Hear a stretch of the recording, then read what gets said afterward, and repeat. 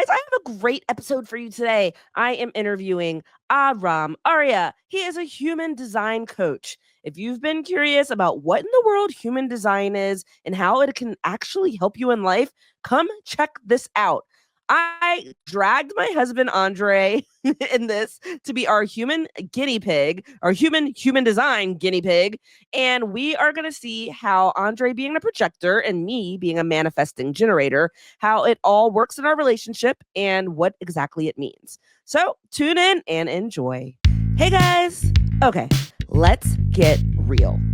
Do you sometimes feel like life's just a never-ending loop of wake up, drink coffee, go to work, waste countless hours scrolling online, eat, watch TV, maybe read a book, sleep, and then repeat? Have you ever really thought, is this really it? Guess what? You're not the only one. I help people just like you, well, and me, to get unstuck. I'm bringing on amazing guests who will inspire you, challenge you, and maybe even blow your mind. Let's face it, if you keep doing what you're doing, you're going to keep getting what you got. But lucky for you, I know exactly how to help. With a little bit of woo and a whole lot of you, it's time to unstick your stuck and shake that thing up. Let's do this on Beverly Explains It All. Hey guys, welcome to Beverly Explains It All. I am really excited today. As everyone can notice, I have 3 guests joining me. First off, we have Ahram Arya. Am I saying it right? Got it, Ahram Arya. Yes, I did it. Okay. Ahram is a human design coach, and I am super excited to speak with you again because Ahram has already done my reading, but we're also being joined by my husband, Andre Sumayeta. Hey, honey. Hi there. Hello. And it's going to do a little human design reading for Andre. And, before we jump into everything, Andre, I won't even bother you with the warm-up questions because he lives with me. The poor man already knows how I roll. But do you mind if I ask you 3 quick icebreaker questions? Yeah, I'm nervous, but I think I'm ready. Super duper easy. Don't worry. Just first thing that comes to your mind. Blue or yellow? Blue. Hot or cold? Hot.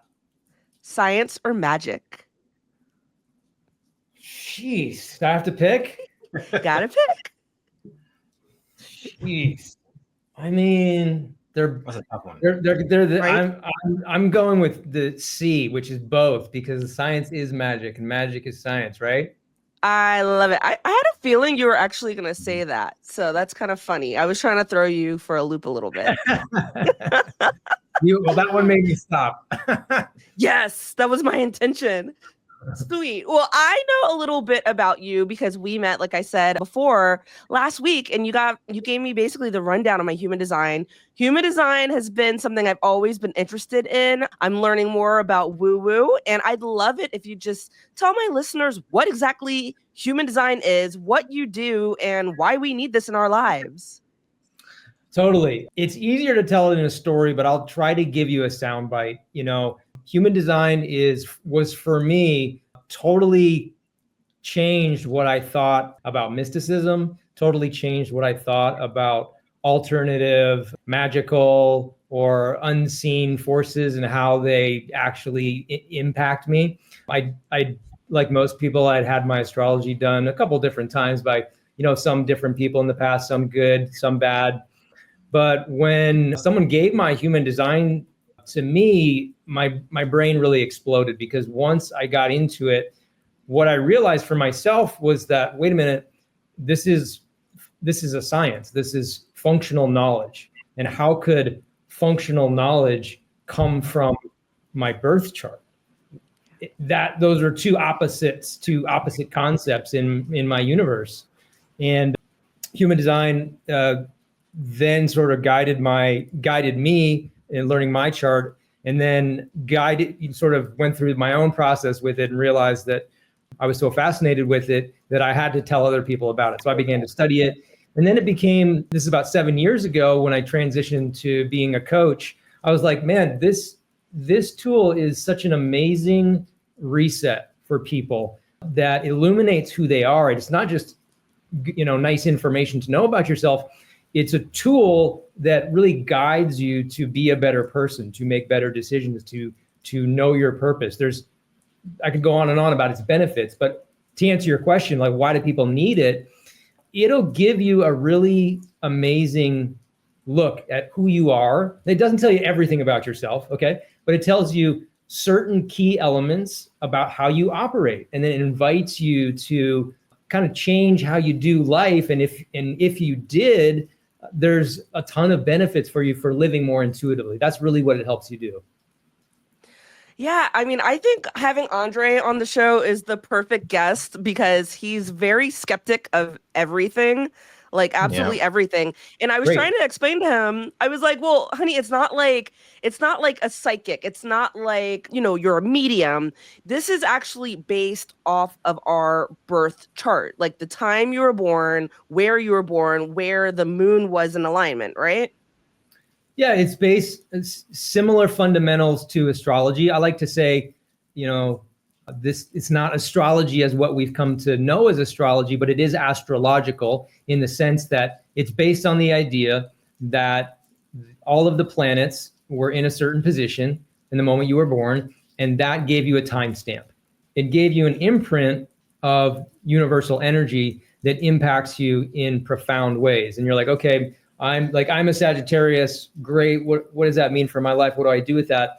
This is like several orders of magnitude more complex because it gives you things and qualities about yourself that you can feel, that you really can't refute, that you'll know because you can feel them in your body. And it's also based on the foundation of the system is based on the ancient Chinese system of knowledge known as the I Ching. The I Ching is where all of the foundational data about being a human comes from. So when we talk about archetypes or energies or strengths that you have in your chart, that's where all the knowledge comes from. So it's not like somebody made this up based on the planets being in certain positions. This is all very precise things that are coming together that impact you. Right. Like you were telling me if I gave you like a minute off, like the whole sign could be the whole chart could be totally different, right? Yeah, that's wild to me. I found out with my reading with Ahram that I'm a manifesting generator, and I'd love it if you could kind of tell people a little bit about that. And I'll say really quickly that I found our meeting so spot on. I was like, oh my God, this is like I was not skeptic. I already believed. But like the things you were telling me, it was so like dead on. I was like, wow, yeah, like you don't know me, but you were telling me about myself. So as a manifesting generator, maybe you can say a few things. Maybe Andre can nod along because you'll see. I want to like kind of dispel his skepticism. I'm hoping when you start telling about his actual chart. But if you'll, expand a little on mine first. Absolutely. So, one of the first things that I tell people coming to meet this knowledge for the first time is that, look, it's really jargon heavy and don't get bogged down in the jargon. I'll try to, cut through that and give you some through lines that you can do a gut check with and see if they make sense or not. There's basically 4 types, and there's some subtypes of these types. But what is type? What is a manifesting generator? A type is something that describes the basic differences between different people and how they work, particularly their orientation to their life's work or how you define work. So I'm a manifesting generator as well.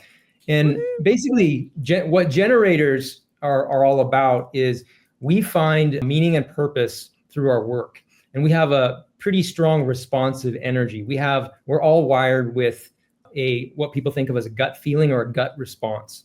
So because and this is where human design is not just mystical knowledge, it all impacts different chakras in different ways. And these different chakras talk to us in different ways. And when we get to Andre has a very rare type and authority and way of making decisions. So this is the stuff I'm really excited to share with you to see if this resonates. And also when we do couples, this is so cool because this is going to give you different ways to understand how to communicate with each other better, understand our habits and our sort of hardwired settings that really make good relationships better. So I'm skipping around there, but manifesting generators, right? Manifesting generators, the thing you want to know is that we like to skip ahead. We like to go to the vision of like where we're going with something. We want to know where we're going. And then we'll work backwards or then come back to the now to make some things happen. And we're also very driven by our gut responses.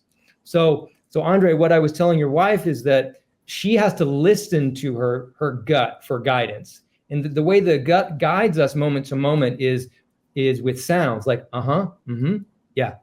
These are all yeses that our gut is saying, affirming yeses. So if you ask her questions and she's like, no, this is sort of like, like the commercial, even a caveman can do it. Yeah, the Geico. Yeah, right. Mm-hmm. That's what this is. This is like these guttural urges and ahs and ums that guide our compass. These are the things that guide us to yes or no answers. So one of the things that you definitely want to try out with Beverly is if you're having a discussion or even like an argument or something that has to be decided, try giving her yes or no's. Don't ask her like, hey, what do you want to do? Say, do you want to do this or that? Do you want to do like you did at the top, like blue or red? What do you want in your pizza? This or that? And this can really help her follow those gut impulses instead of using the mind to try to figure things out. I do kind of, I know I do a lot of those. Mm-hmm, yeah. Yeah. Kind of responses sometimes when, especially when she asks me questions and it's not either a clear answer, it's just, I do kind of do that. The whole, yeah. Mm-hmm. Mm-hmm. Yeah. And everybody has emotions. Everybody has gut responses. Everybody does all of the different things in human design, but this human design tells you which one is supercharged for you, or which energy or which different way of making decisions or tapping into your inner knowing. It sort of guides you which way to go. It's like, hey, you're wired this way, so do more of that and less of this, and then see what happens. Like the those are good like things for me, supercharged, because like I gave Ahram the situation with Andre and I. If he asks me where I want to eat for dinner, this can be like a 3-hour conversation. And then it's like literally like, I don't know, I could do pizza, I could do Chinese, I could do like just anything and everything. And Andre ends up getting really, irritated with me. I'm freaking irritated because I'm starving. I turn into Bevzilla, as he calls me.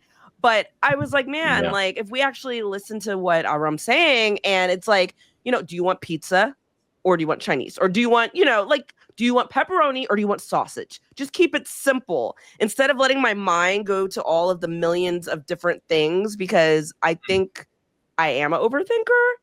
And just like after I met with you, I actually did this little exercise with Andre, and I was like, wow, this would actually work, because I don't have so many choices and so many things clouding my mind. And, I don't need all those options, to be quite honest. Right. Well, here's the wrinkle. One more thing, important thing about Beverly, and then we'll switch to Andre about this thing we're talking about, which is authority, which is how we make decisions.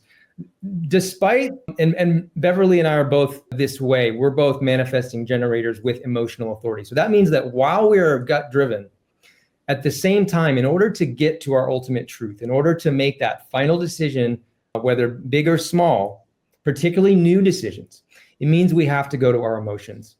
It means we have to feel the ups and downs of the what ifs and go through an emotional process that might take even a few days sometimes to feel out what we know to be true. So it's like, it's kind of like this. The primary teaching of human design is very simple, which is like, stop using your head to make sense of things and trying to figure things out. Once you understand something, like clarity is important. You've got to see the situation clearly. But once you see the situation clearly, you're going to go to your body to get the answer. Yeah. Makes sense. And that's me. Yeah, that's you. So here's the interesting thing about Andre. Andre is made to discover his truth or find out his truth by speaking. Interesting. Beverly mentioned that you're a teacher. I would have never thought of that.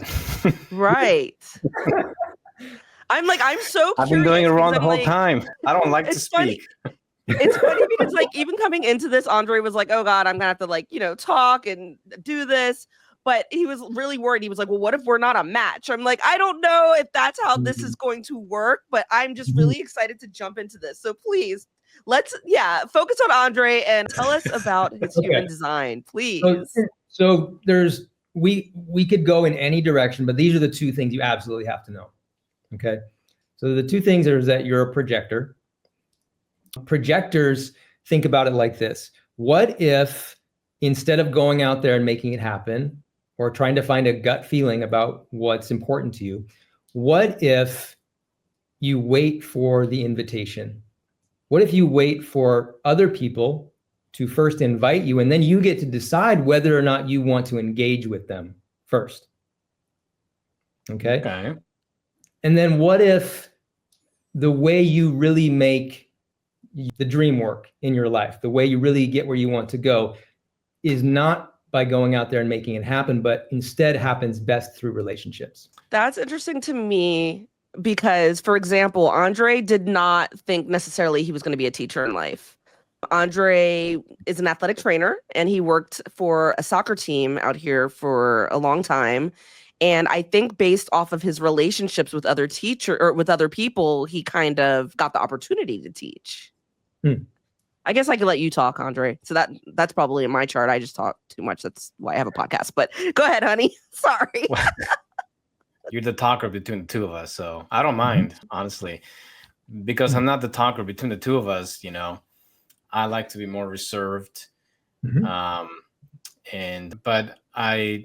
I can associate with what you're saying when you say it's almost as if I kind of want life to lead me in a specific direction.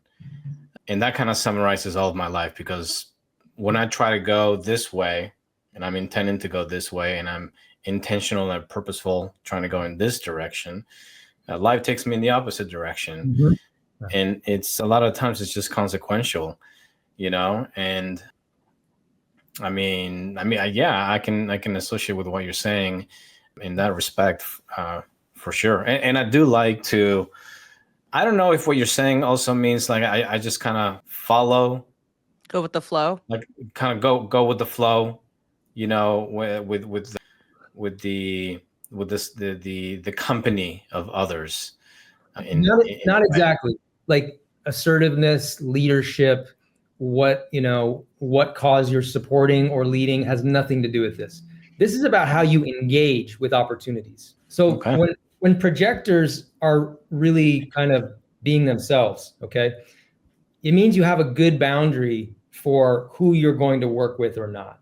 Because if you decide to work with the wrong person, your human design says you're going to end up being bitter. You might feel overcommitted. You might feel like there wasn't enough in return because that relationship is not right for you.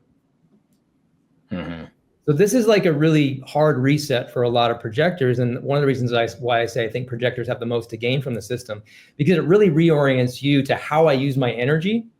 And if I align myself with the right objectives, with the right people, then eventually your potential is to be a guide, to oversee things, to eventually manage relationships instead of doing work. Now that means different things to different people. This isn't about authority or having the power or being the manager. This is just like work for you is eventually overseeing relationships, maybe systems, instead of doing your own personal work. Does that make sense? Yeah, it makes sense. Yeah. The second thing is you have a couple of different channels in your chart that are about speaking. But the most important one is about speaking from the heart. This is about speaking from here, which is about speaking with agency, speaking with purpose, finding the deeper meaning in what needs to be said. That's your guiding force to speak your truth, more or less. The other thing about someone like you, so it's the other thing about people like you, most people tune into their body intelligence in one way or another to do or talk or do whatever they're going to do. But only there's like there's like 6 or 7% of people like you that have some orientation to speaking their truth. And what's really important for you is that you kind of follow the vibration of speaking without scripting what you're going to say.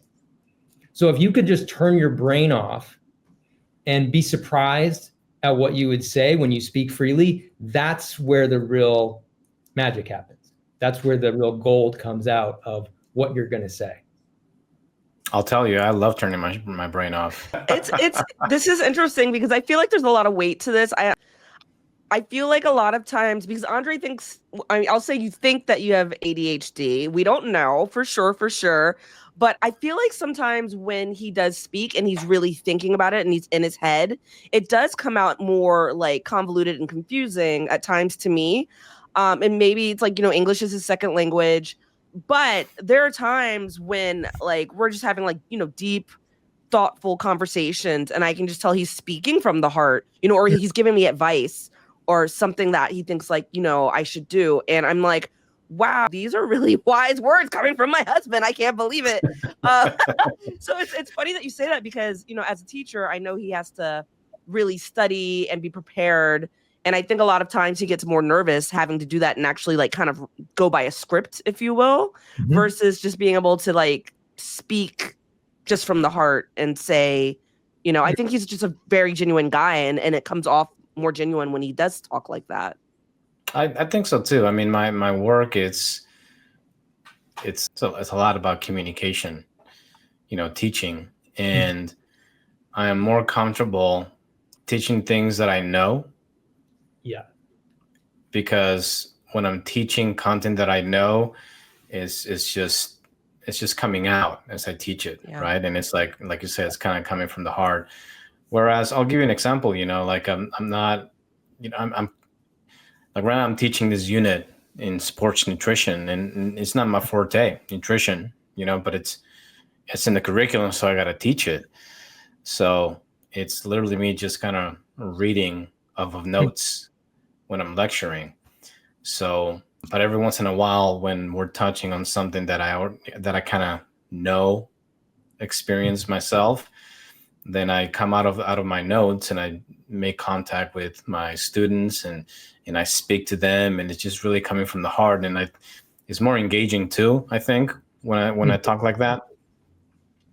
Whereas me just kind of reading the notes from what I'm supposed to be saying. The notes are good, they're really good, very good information, but it's not coming from me. Right. Yeah, I love when people describe things that are literally written in their human design. Okay, so you're gonna love this because what you described is so true for projectors. So the expression, like we live in a go push kind of culture, and so I'm sure you've heard like the expression "fake it until you make it." Yeah, the words I live by. Yeah. So exactly. So not everybody can do that. Not everybody has the ability to just kind of shoot from the hip and talk and just get into it before they really know. So projectors in particular, they hate to have to be able to talk or speak about something they haven't fully integrated and know fully. Okay. Yeah. So I've seen this with every single projector and that I've ever worked with. My wife is as well. She does not want to talk. She does not want to share about something until she has fully grokked it, fully understood it. And then it's easy. But so there's this element of when a projector is sharing what you've mastered that you have to study it fully before you'll be able to share it. Now look, that's good advice for a lot of people, right? But it just means in particular, trust that instinct to have to study it and know it before sharing it. Yeah, no, and that used to be when I first started teaching. That was me. I would, even though I knew the content already, to teach it was a whole different ballgame, right? It's how do I teach what I already know? And so I had to take the time to prepare, right? And kind of go through the content and then just kind of going through my head about the things that I would, talk about. I wasn't taking any notes, maybe just little reminders here, talk about this just in case it doesn't come up and I forget. But yeah, I would just to feel I was very uncomfortable in my first 2 years of teaching because I felt like I wasn't ready to communicate well everything that I knew. Hmm. And I would have sometimes nightmares, literally nightmares. It's like one of the nightmares that I would get is I would have dreams where I would show up to school to work and I didn't have anything prepared. I've And had I that. had no idea what I was going to be teaching. Like I had dreams like that and they were nightmares, right? So, yeah. I'm just wondering, like, on the wifely aspect of it all, like, how does this work when it comes to the conversations in like marriage? You know what I mean? Like, obviously, as I said before, I'm that type of person. Yeah, I do shoot from my hip, and I will figure it out as I go along. Do I know what I'm talking about? I don't know, but eventually I'll get there. You know what I mean? But like with Andre, like when we first started dating, I'm like, okay, I can win an argument like this. This is not a problem for me because I'm just going to keep talking until, he stops. But like in real life, what was It's because I'm not prepared for the argument, so I never win it. So that's leading me to my question. Like, how can he use this in like real life? You know what I mean? It's one thing when he's teaching with a class and he's the teacher anyway, so they're gonna have to just be quiet and deal with it. But me, like as his wife, I'm like, I can shut him down if I don't like it, if this isn't making sense. Like, you can't always research a subject. Like how does this work in everyday life? Or how can he use being a projector to his benefit? Yeah, that's a great question. So generally speaking, human design, it's intentionally boiled down to some really simple pieces. The simplest way we boil human design down is to say that, hey, this is your strategy for going through life. This is your strategy for choosing how you engage in opportunities, and then how you decide what you're going to do about that opportunity. In a sort of, Taoist, Buddhist kind of way, it's saying, what is our life other than making decisions? I have a choice. Which way do I want to go? What if I made a conscious choice? What if I made a choice that was in tune with my natural tendencies versus looking outside of myself for what other people are doing? That's the basis of it. And for Andre, it says, hey, stop going out there and trying to make it happen. Wait to be invited. So you've been invited to be this trainer, or you've been invited to teach this class. You've been invited to, to do your job, in other words. And in this case, it's kind of, functionally, just like think about yourself as, kind of a mechanical being, right? You're there getting to talk, which is part of your design, about what you know. So in a really simple sense, functionally, those pieces are there. You've been invited to teach. You're going to use your voice. That's the vehicle. So it's super simple, practical. Okay.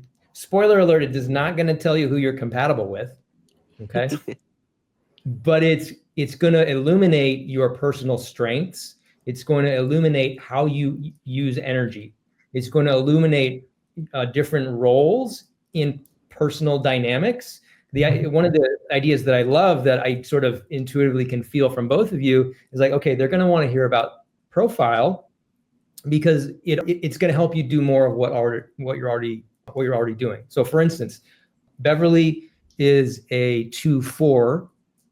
Andre is a 6-2. So forget what I just said. Just forget that for a second. Okay. As I write it down. Here's what it means. Okay. Beverly, it means that you're going to do your best work alone.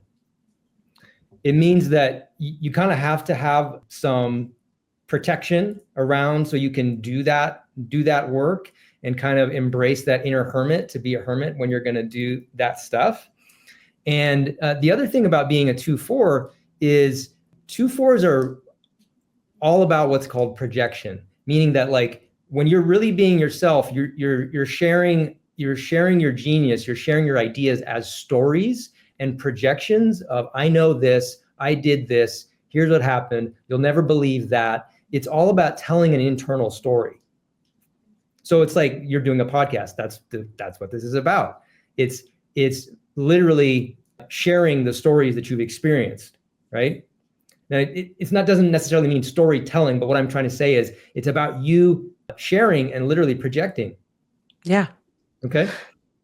And for Andre, you also have a 2 in there. So there is an element of this hermit, which means, yes, you do like your alone time as well. So that's really complementary for both of you. But your main archetype here is the 6, and the 6 is the role model. So what if the way you best interact with other people is modeling? Instead of having to be the leader or the follower or whatever, or any function you can think of in a family or society, there's different ways we lead and we kind of show our stuff. So for Beverly, like sharing personal stories is very intuitive. For you, role modeling and modeling what you've learned, or modeling how to do things, or showing us by just being, is kind of how you best make a contribution and interact and express yourself. Mm-hmm. Mm-hmm. What do you think of that? I feel like that's pretty spot on. Mm-hmm. Mm-hmm. I like being a teacher and being in this position because I am in a role modeling position. It's one of the things that I enjoy most, and I end up demonstrating a lot of skills. So I'm modeling and teaching, showing, but I also have, I have a way of being that I'm kind of recognizing and realize that some of my students are kind of attaching onto that, Yeah, they feel it. Yeah. And they kind of, they'll model that after me. And, it feels good. It feels good that I'm impacting somebody else. I'm kind of showing, and they're kind of, in a way, they're discovering themselves. Hey, I like, I didn't know I could do things this way, but now that I've been shown that I can do it, I'm going to try it. So I like being a part of that in others. So exactly. Because for you, with this role model capability, this is another interesting difference that I'd love to hear what you both have to say about. So for Andre, the way you fulfill your purpose in life is actually in helping others first, through modeling, and in kind of directing your energy outwards to have an impact. Then you receive the impact, like you just described so perfectly. Mm-hmm. Whereas Beverly is the other way. She's inside out. So she's going to focus on internal things or her own adventures. She's going to learn some things. And then at the right opportunity, this is where the opportunist comes in, you're part of the chart. At the right opportunity, you're going to share what you've learned or what you know or what you've experienced with other people. So do you see how those kind of opposite ways of doing things work for both of you? Yeah. And I'd even go I was going to say, I would even go as far as to say that's maybe why, the opposites attract in that way with the two of us, I find that really interesting. Andre's really modest. Like, I was going to say, he was voted like rookie teacher of the year. Like, people the kids, every time I'm there, they're like, oh my God, hi, Mr. Z. Like, you can just see, and he loves it. Like, he's beaming being that role model. And I feel like that is Andre to a T. And me with the storytelling, just being an entertainer, I'm an actress. I love to tell a story. I love to, I guess, teach by my own examples, as you said, because I feel like that's how people relate to me. So I find it interesting that I can see the difference between the two of us. And I'm like, yeah, they are very true for both of us. What would happen if we're not functioning this way? Like, you're saying that, we're meant to function this way. I'm meant to function as a role model. What if I were not functioning as a role model, or if Bev was not functioning as a, internal, figuring it out first and then going from in out? What if she was going from out in and maybe taking care of other people before she took care of herself, that kind of thing?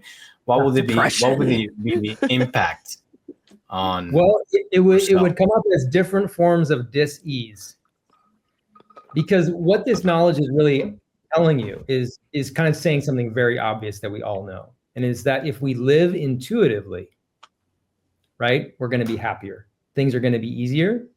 There's just going to be less resistance, and we're gonna, like you kind of described at the beginning, following that breadcrumb trail of life. I thought I was going over here, but then it sent me this way. It's really just saying, hey, what would happen if you lived more intuitively? So the way it shows up is if you're really looking outside yourself, or the term in human design is conditioning. If you've been conditioned really severely, as we all have been in different ways, maybe it was childhood, maybe it was a person, maybe it was a trauma, maybe it was where you grew up, the cultural beliefs of that area that have negatively impacted you, right?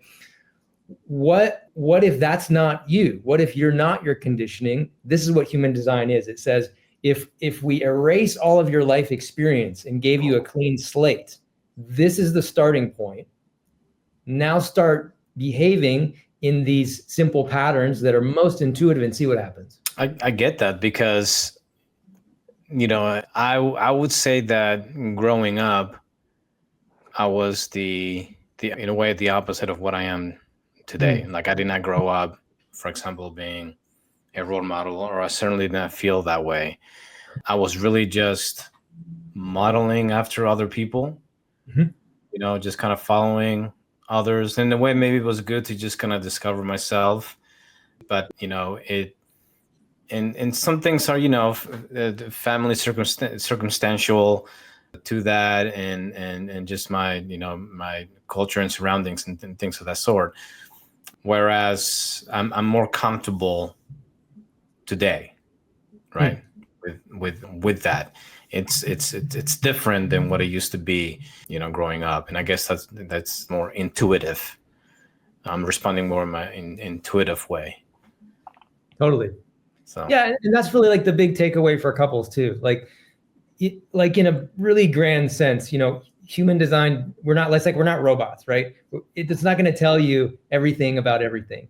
You have God-given abilities, you have God-given motivations, you have, things about you that we can't look at your DNA or your body and describe. They're things you were born with. I use examples to try to describe this all the time. It's like if you were like an amazing musician, you just had you came out like knowing how to play the trumpet, right? That's not in your human design, okay? But if you're a musical virtuoso, then how you're going to be yourself, right? How you're going to make decisions and go through the world, that's your human design. These are patterns and tendencies that you can just kind of relax into to make life easier. But it's not going to explain action and why you what your spiritual connection may be. Does that make sense? Yeah, it makes sense. And it's interesting because I feel like you end up kind of resisting perhaps things that are not in your human design, because it's almost like you want to be, it's like deep down without really knowing, or subconsciously you want to be a certain way, but life is not allowing you to do that. And so you feel something that's not right. Yeah. And eventually you have to kind of come out and challenge that and make changes. And I feel like I've experienced that, or on the flip side, family or on the flip side, it's like when you start doing those things that are in your human design, you start feeling so much better.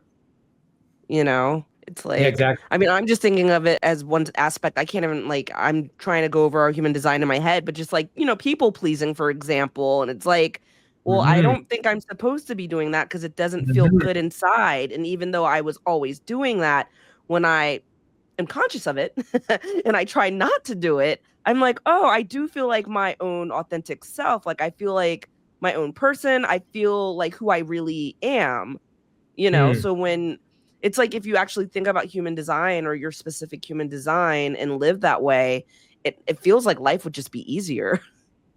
Totally. Well, every spiritual teacher will tell you that we're all here to be different. We're all here to be unique. We're not supposed to be like somebody else. But, family dynamics are the biggest conditioning environment that we find, especially as children. When your son or your daughter or whomever is, you're the parent, you want them to be this way, you want them to be that way, and you have expectations that they do this or do that. And what we really should be doing is just understanding what are some basic energetic differences so that we can let them be themselves about the stuff that doesn't matter, right? And if they need to be accountable to some things that do matter, great. But let them just be themselves around the stuff that, doesn't doesn't really have an impact on you. Sounds like a way to get along a lot better. I had to jump in because there's a couple things I want to tell both of you, because like whenever I look at two charts and I see some similarities that are really important, I want to mention them. Yes, please. This one's really interesting. Both of you have the same digestion patterns, and you also have the same cognitive pattern. Okay, so this is funny. I'm interested in hearing what you think. What do you two think about fasting throughout the day and eating at night? It depends on the day. It's tough to fast. I mean, I find pleasure in eating at night, though I try not to do it because I don't want to go to bed full either. Sure. But there's something about a late night snack that is just so satisfying. Well, both of your designs say that you're night eaters. That's funny because I was like, I think Andre and I both kind of intermittent fast. He started before me. And I was like, are you crazy? Like, I have to eat in the morning. And when I started doing it, I'm like, wow, like not only do I lose weight faster, but like I just function better. But both of us are naughty at night. I'll say, like, I'm trying to get out of the habit of eating like our dinner so late and eating our heaviest meal at night, but we both do. And I think we both like, a treat, like a sweet treat, later in the evening when we probably shouldn't be doing it, but we do. So right. So yeah. There's like the timing, and then there's the amount, and then there's what you're eating. But your human design boils it down to something very simple, which is basically saying that there's day eaters, which need to eat regular meals. And then there's night eaters who, like what you just said, you don't have to fast every single day, but intermittent fasting and saving a large meal, some people for it's breakfast, but it's very few people. Most people having that main meal at dinner, that is what's going to run your nervous system the most efficiently. Yeah, I am totally okay skipping breakfast. Yeah. I grew up not skipping breakfast. And when I tried this intermittent fasting, I was like, oh, I'm totally okay. Like I could wake up on the weekend and not eat until lunchtime. And I wouldn't even have to think about it. I'm like, oh, I'm totally okay with that. But I do love breakfast. Breakfast is like one of my favorite food. Like Sunday morning, I don't care if I could not eat in the morning. I wanna have some breakfast because I love breakfast. And I'm the opposite. I don't like breakfast. It's so funny. Like, I don't eat breakfast. I don't like it. Even if I eat at breakfast time, I'm usually ordering a sandwich.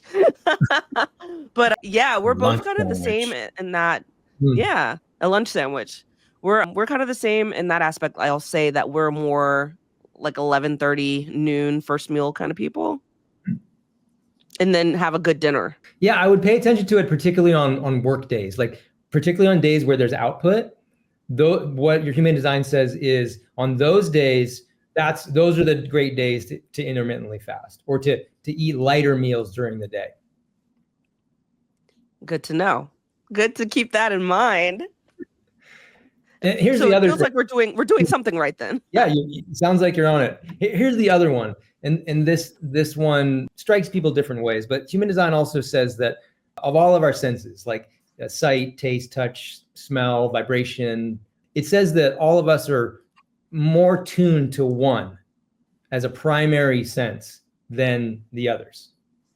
And for both of you, it's touch. So not to get too romantic or anything, but what it means is that both of you really like to be hands-on, particularly with your environment, textures, how things touch, how things feel, the feel, however you interpret that, or the touch of your environment is one thing that's really important to you. Like things have to be in the right place and designed right and feel right. Yeah, I've always been hands-on. I've always been the one in the family that would I would be the one to build all the IKEA furniture and put frames and hardware, tools, and all that kind of stuff. I learned how to, do some maintenance on the cars, here and there. And I like working with my I do scale modeling in the summer when I like assembling things and, and and I like having contact with, with Bev. I don't mean it in a sexual way, but otherwise as well. Totally. Like a night, even if she just puts her hand on my shoulder while we sleep, I like that. Totally, yeah. Super important. Exactly. Yeah. So anyway, and I don't know where that kind of stems from. Maybe it's from the human design, or maybe it's because when I was a baby, my mom always had her hand on me and it helped me sleep. I don't know, but I do like that. Yeah. I'm like, it's interesting to me because I was like, oh, mine's probably taste because I'm such a foodie and I want to eat everything. But it's hard when it comes to senses in general, because I'm like, I feel like I'm a glutton for everything. But with touch, it's like, yeah, when I think about it, I'm an oddball, because when we're walking, just taking walks in California, there's cacti everywhere sometimes. And I'm like, I have to touch it. Like, if I see it, I'm like, I have to like carefully, especially like the fuzzy soft ones. I'm like, I have to just rub my finger down it. Like, and I like the feel of like luxury. Like, our bed is very soft. I like velvety materials. I love my husband's eyebrows, and he just gets really annoyed with me because I have to rub my lips against them because they're so fuzzy and soft. And I just love that feeling. I don't know if that has anything. Ahram's like, that is not human design. Human design. That's interesting. The touch. Yeah. I would agree with that. Yeah. 100%. It means different things to different people. Like some things in human design kind of only have meaning for you. And then other things are things we can literally observe in others and point out in others, or, I like to say, play to each other's strengths. Kind of remind each other what we're good at, or the way we do things that, produces the outcomes that we want. Are there things in our human design that would make us clash? Also, that's a great question. Sometimes I can point to something obvious. Sometimes it would take me a minute to find something. I think it's important to say that it's like every human design is compatible with every other human design. Just like life, in the sense that you're going to find synergies and similarities and also differences with different people in different ways. But there's not like one thing that's going to make this a challenge or not a challenge. The first thing I'd point out is the partnership, whether it's romantic or friendship or working relationship, of a manifesting generator and a projector is actually very complementary. Because one is more responsive, right? And one is more waiting and taking their time. Now both types need to wait before things happen, right? But projectors can stimulate the generator to ask them questions, stimulate that gut response. So there's this kind of ebb and flow, which is good. If you had two generators who are very similar, I've done couples who are super similar. There's less things to point to energetically that are complementary. So we're sort of teaching one another about themselves. So I always think diversity is good and healthy, right? Sure. But let me see. There's some things in energies in human design that provide some opposition at times. So one thing I see in Andre's chart is that in a fairly prominent position, it says that sometimes you kind of like to be in opposition to things. It means opposition. Yeah, it translates to stubbornness. Yes. Oof. Yeah. So I won't get into everything I'm seeing and why, because we'd be here all day. But this quality is showing up in your chart in the category of laws. So this is sort of like a law to live by. And what it means is that sometimes you're sort of feeling automatically opposed to whatever's happening because you want to fight with it, or you might even want to pick a fight with it, or you want to be stubborn about it. And we need that, like in a good way, that provides some friction, right? Yeah. To, position yourself. But other times it can lead to too much stubbornness or too much digging in your heels or too much poking and prodding. He knows you. It's like, let me be clear. Let me be clear. I like things my way. Really? And if that's not gonna go my Who way, doesn't? I'm gonna fight. This guy. Yeah, no, it's true. It's true. It's I mean, interesting though, because I I know swear we that you had this could probably attest conversation. to Like, I feel like we had this conversation last night.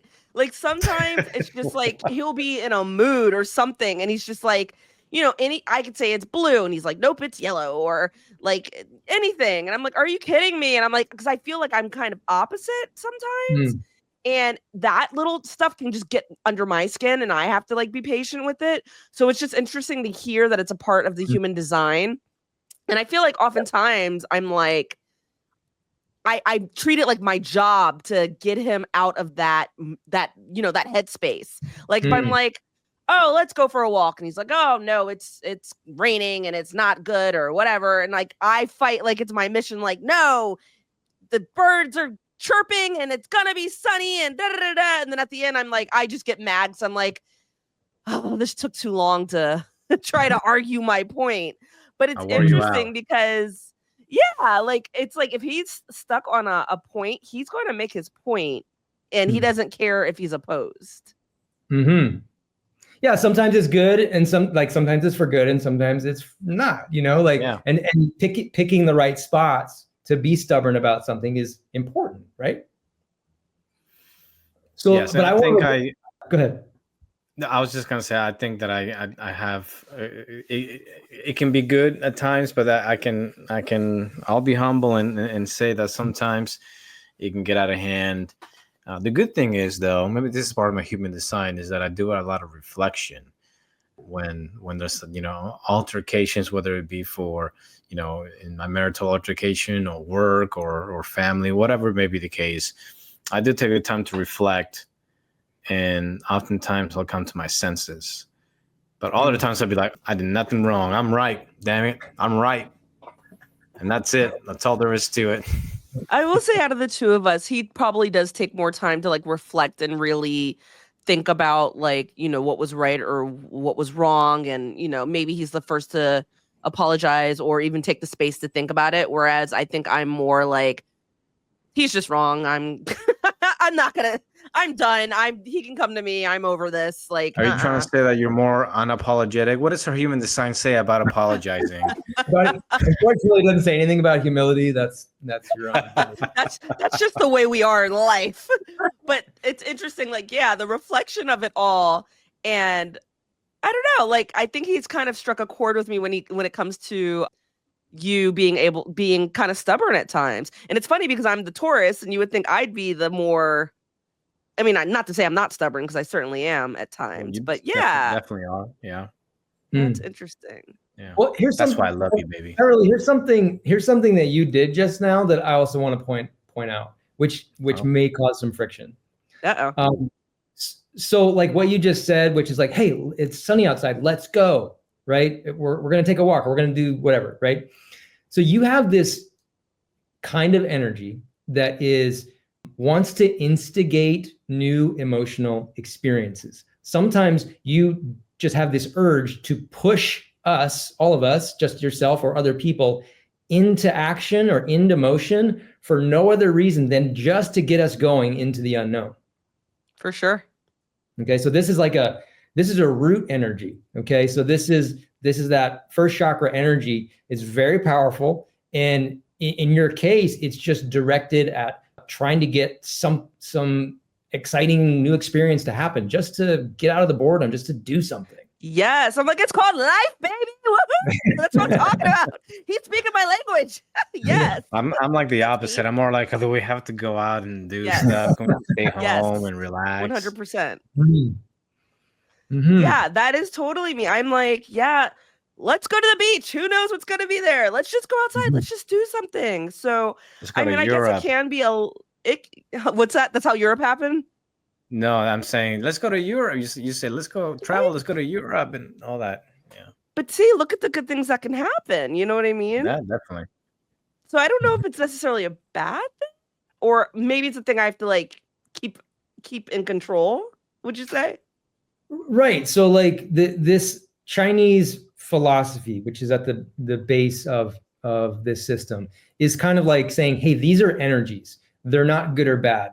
when we really surrender to them and let them happen, they're pretty powerful and they can kind of dictate how things will go, right? But there's always an upside and a downside.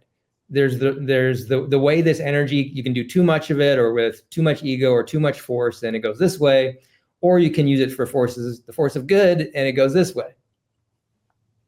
And that's the yin and the yang. Yeah. And you said the Chinese philosophy, is this the I Ching? Correct. And can you tell us a little more about that? Because I was trying to tell Andre, and I was like, I don't know if I know what I'm talking about. It's hard to describe in a couple of sentences, but like, to give you a perspective, like in Western society, the first man, the man who was credited with translating the I Ching into, translated into German first before it was translated into English and other languages, but that only happened about 100 years ago. So this is like a pretty brand new idea for the Western world. And the I Ching is basically a whole system. Imagine all of the different ways that a human being can be or behave. Imagine a book of knowledge that encapsulates every tendency or pattern that there is in being a human, okay? So in the I Ching, these are broken down into 384 different bits of information. So imagine that the energy that you're experiencing now or today or part of your chart, it's one of those little kernels of knowledge, okay? And you have a collection of those. That's what makes up your human design. That's what basically turns on all these settings that produce character. So it's sort of like you might think you know who you are, or you might be behaving this way. You might be being yourself in alignment or out of alignment, kind of weird, what we were talking about earlier.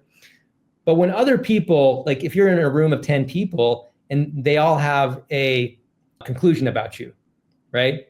Something about your character. Oh, Andre, he's stubborn. Does everyone agree that Andre can be stubborn? Yes. It's like, that's just one of those things about you. That's probably part of your I Ching, if you want to think about it that way. Does that make sense? It's like we're hitting the iceberg of it all. Yeah, a little bit. Yes. It's kind of a big thing, but Chinese mystics for a long time used this tool, not sometimes for fortune telling, but not really about fortune telling. They're using this tool to tell you the essence of something. So this sort of reveals the essence of a situation or of a human characteristic. So we're a collection of all these different characteristics. And human design is saying, instead of having to, go to a mystic or read all this knowledge or, become a monk and know all this stuff, this is your cheat sheet on your true nature, on your basic characteristics, that is inviting you to be and do more of those things. Sweet. As we slowly wrap this up, is there more you can tell us more just like about projectors in general, or any kind of advice or things that Andre should look out for? I could take that in so many different directions. For both of you, one of the most important things for anyone is to really understand their purpose. And like for Beverly, we talked about in our session, it's really about sharing contagious ideas. It's about someone who is committed to advancing society by pointing our attention to the contagious ideas that everybody needs to know about. So if you want to think about it like a larger life theme, that's pretty important for you. 100%. That's why we're here. Andre, yours is much harder to describe. It's much more of an existential kind of thing. It says that for you, you're really here in this life, here to understand civilization, here to look at the things we do separately in societies and look at the things we do together, and to find this balance of being part of a collective and then also being a unique individual, and to just understand that interplay in civilization. So that's way more esoteric and kind of heady. But to play a role, to be kind of a civilizing kind of force in what's together and then what's separate. in society. Does that strike a chord or sound a line, Andre? You? Say it again. I said, did that make any sense at all to you? Well,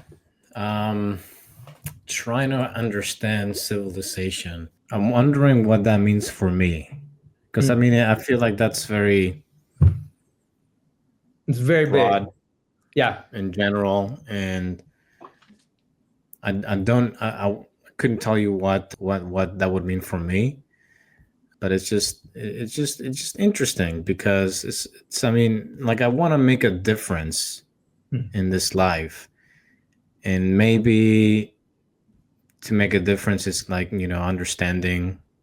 having a good understanding of, civilization or society. But I know that I want to make a difference. I find value in my life and purpose to make a difference in this life. And right now I'm getting some of that as a teacher and as a role model, because I know I'm making a difference in people's lives. So that's where that takes me. That I know it's very general. Well, the way I see that coming to life in just by looking at your chart is saying this to me: the way you have the biggest impact of using your voice is with these two very distinct energies. One is about creativity, and one is about sharing the value of, in a very different way, but a similar story to Beverly, is like sharing the value of creative efforts for society. So these archetypes are the creator and sometimes some people call the art dealer.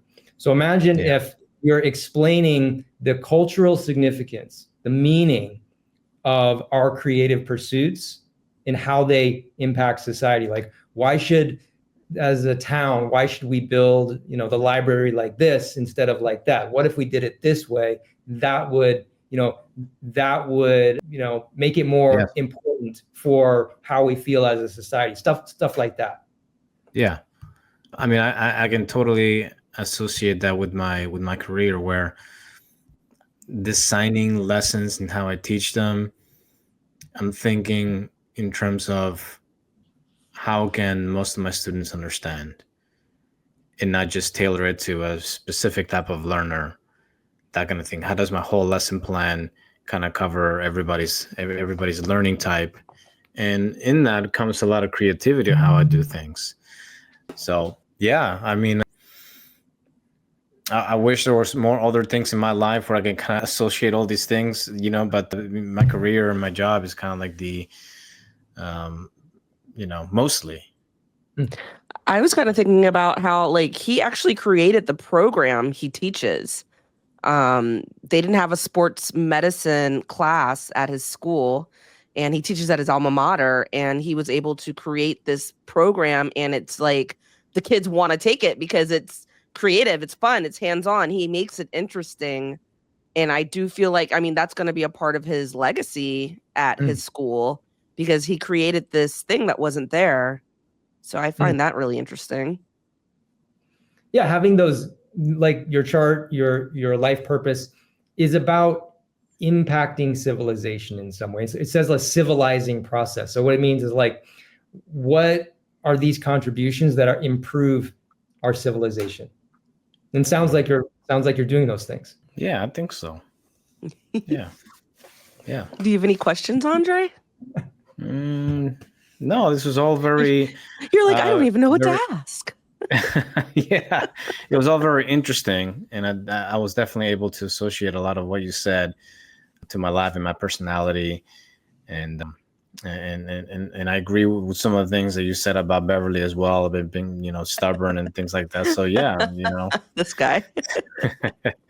So it was all very, very eye-opening and informational. I'm wondering how you told me, for example, that I should take my ahs and really listen to my body. When I'm asked a question, Andre, I don't know if you remember when I kind of brought this up to you. I'm saying, like, kind of like just to take my time, like, and really feel how it feels in my body, like because sometimes it's like, is there anything like that for projectors or for Andre in general? Kind of like I try to describe, everybody has feelings, right? everybody has gut responses. Everybody has the same kind of senses. We all have the same, more or less the same human body and how it works. This is about tendencies. This is about what you want to go to. Like if you had a choice, these tell you which of all the ways we listen to our body are most intuitive and most present and most active for you. So for Andre, just talking spontaneously talking, like when you feel comfortable, right? When you feel in a comfortable environment and you're comfortable with the people and there's no chance of you being self-conscious, right? Just talk. Right. Talk spontaneously and be surprised at what you might say, because your voice is faster than this. Mm-hmm. Your head. So in the same way that for Beverly, that's a gut response, your voice is that same motor. It's that same boom, boom, boom, always on engine. And I feel like that's always accessible is what I'm trying to say. Does that take practice, do you think? Absolutely. But everyone's different. Like for some people, you know how we have these sayings like, I got a pit in my stomach. Yeah. We're like, oh, I should have listened. My gut was saying it, and it's like really bad. Mm-hmm. So when you find someone who's been suppressing their gut reactions their entire life because of their conditioning, like maybe they were told they needed to be quiet as a child, or maybe their gut responses, their truth, what wouldn't have gone over so well with what's happened, with the situation that they were in, and they've learned to suppress their gut response. These people, and there are many of, I'd say 50% of people out there that I work with are like this. We have to breathe, and we have to open this up so that it'll start working again, because we've been closing it down for a long time. So in the same way, someone who's wired to talk spontaneously, many of these people have been conditioned to not talk for obvious reasons. Make sense? Yeah. Sometimes I feel like that's me. I've been conditioned not to talk. No, I think that actually, does relate to us, both of us, because we're both the babies of the family. People growing up, they don't want to hear from the baby. Like we couldn't possibly have an opinion. And I think Andre also, I think he's the peacemaker. So when he does speak, everyone's just looking for him to be agreeable. So I feel like it's interesting if he does just talk, because maybe his truths will come out regardless of the consequence, which may not be great for everybody else, but maybe a good thing for him to be just authentic. Right. Yeah. And not have that pit in your stomach.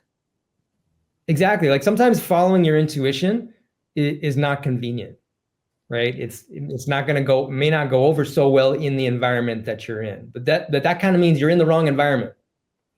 So get out of that environment, go to an environment where you can express yourself. Is there any way to do that in like a situation where it is like family, or like you're in the moment? Like, would you recommend like being like, I need to take a minute, or like, how do you navigate that? Like, is there a way?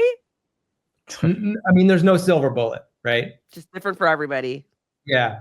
There's just picking your spots and then picking your people. And, as you mature and you learn about yourself, picking the people around you that you spend your time with, that's one of the most important decisions you can make. Family like brings up everything, right? Family can be the best or the worst in all those ways. Oh yeah, of course. Yeah. Mm-hmm. I think that's the nail on the head, just choosing your company, Wow. Is there anything you'd like to add on any of this, Ahram? Oh man, I could just, I could nerd out and talk about this for hours. But no, I think like this was awesome. I think you covered a ton of territory, and I think Andre was really brave for being the subject today. Yeah, I was nervous. Love it. And it turned out okay. Love it. I mean, I feel like we're really just scratching the surface, and there's just so much to human design. I hope I've piqued Andre's curiosity and our listeners out there. But I mean, I already know you're going to be in my life for a minute, because there's so much more for me to learn. I'm just so curious about it. But will you go ahead and, tell my listeners where they can find you, your website, your coaching, and your offers, please? Yeah, absolutely. So the easiest way to find me, you can just Google Human Design and Ahram, my name, Ahram. I'll pop right up. My website is ahramarya.org, and I'm on Instagram. Same thing. It's just my name, Arya. What I offer is pretty simple. 99.9% of my clients arrive because they're curious about human design. And then if this knowledge speaks to you, or if this tool speaks to you, yeah, this is one of several tools I use in coaching, and particularly focusing on leadership development. How do I use this tool in particular to be the kind of leader I want to be to achieve this, and this? This is a really powerful way to kind of play to your own strengths and find your own zone. I mean, I think like this could be priceless for just even parents in general, parenting a child, you know? I do a fair amount of mom inquiries where I run a bunch of, charts for moms in particular. If you have a kid, you're absolutely going to want to know some of their basic wiring. This will even tell you like we talked about, some of their eating habits, some of their sleep habits, some of their, why they engage or disengage the way that they do. Because one of the things about parenting is, try as you might to parent all of your kids the same, right? They're all different. So they all always require a little bit of different parenting. And this is just one tool that can, turn on a lot of light bulbs for you. 100%. Is there anything like you think that the listeners should like research or like know a little bit about before coming to you, or should they go to you as a blank slate? Well, that's a great question. I always ask newcomers, what do you know about human design? Like where are you on the discovery process? And the good thing is there's a lot of resources out there. You can begin the journey, but my only warning is that there's a lot of people who've adapted the knowledge, changed the words. There's a lot of versions out there that are more soundbitey than the real thing. So this is a personal process. You just kind of got to trust what sounds right to you, and then, start to navigate from there. And I think realize you're not going to know everything overnight. Yeah, it's a little bit of a process. So, like what I always ask people is like, hey, after we do a session, it's like, hey, was there one thing that stood out to you? And then just work on that. And then when you got that, like, just add another one and another. I love it. Is there a mantra, a quote, or words that you live by that you can impart us with? Oh man, there's probably more than a few. The knowledge of human design says that your mind is not your authority. So don't try to make decisions with it. Go to your body intelligence to get the truth. Go inside to get the truth, and don't get caught up in trying to find it outside yourself. Nice and deep. Any last words, Andre? I will try to stop using my head. And I'm going to keep with my ums and my I mean, that's a tool. It's a great tool, honestly. I think that's what I'm going to take away from this 100%.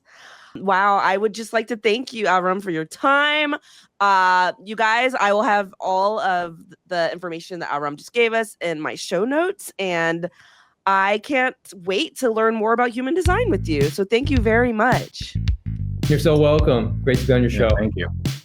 Andre, thank you for being my guinea pig, and thanks for listening, guys. Bye.